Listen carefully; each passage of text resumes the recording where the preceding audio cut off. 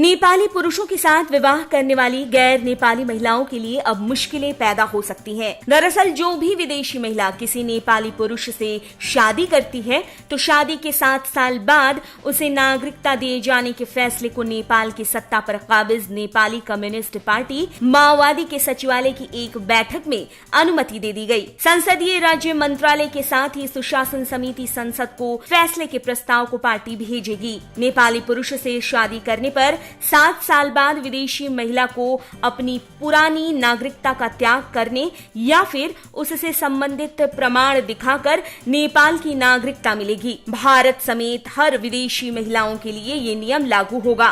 दूसरी तरफ नेपाल की सत्तारूढ़ पार्टी ने जो ये फैसला लिया है उसका काफी ज्यादा विरोध कर रही है मुख्य विपक्षी पार्टी नेपाली कांग्रेस। यहाँ तक कि इस मुद्दे पर पिछले 2 साल से कई पार्टियों में मतभेद है। नागरिकता देने के पिछले तरीके पर गौर करें तो एक विवाहित महिला को कभी भी नागरिकता दी जा सकती है, पर कम्युनिस्ट पार्टी माओवादी के इस फैसले को विपक्ष संविधान के मुताबिक नहीं मान रहा है। नेपाली संविधान के अनुच्छेद 11(6) में जो प्रावधान है उसके मुताबिक नेपाली पुरुष से विदेशी महिला अगर शादी करती है तो नेपाल की नागरिकता कानून के अनुसार ले सकती है। नेपाल का नागरिकता कानून कहता है कि नागरिकता लेते समय किसी भी विदेशी महिला को विवाह संबंधी और पिछली नागरिकता छोड़ने का प्रमाण देना होगा। नेपाल और भारत के बीच धार्मिक और सांस्कृतिक रिश्ते हैं। ऐसे में नागरिकता की इस बदली व्यवस्था ने लोगों की भावनाओं पर चोट जरूर किया है। सोशल मीडिया पर भी इस प्रावधान को लेकर असंतोष के स्वर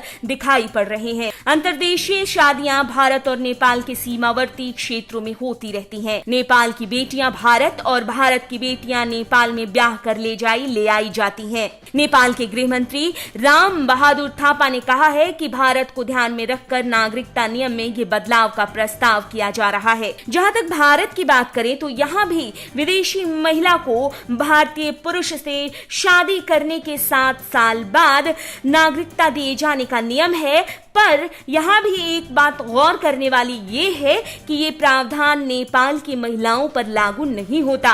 अभी हाल ही में भारतीय रक्षा मंत्री राजनाथ सिंह ने नेपाल से भारत के संबंधों को लेकर कहा था कि नेपाल का भारत के साथ रोटी बेटी का संबंध है जिसे दुनिया की कोई भी ताकत नहीं तोड़ पाएगी। लेकिन नेपाल के इस फैसले से इस रिश्ते में दरार पड़ता दिखाई देता है।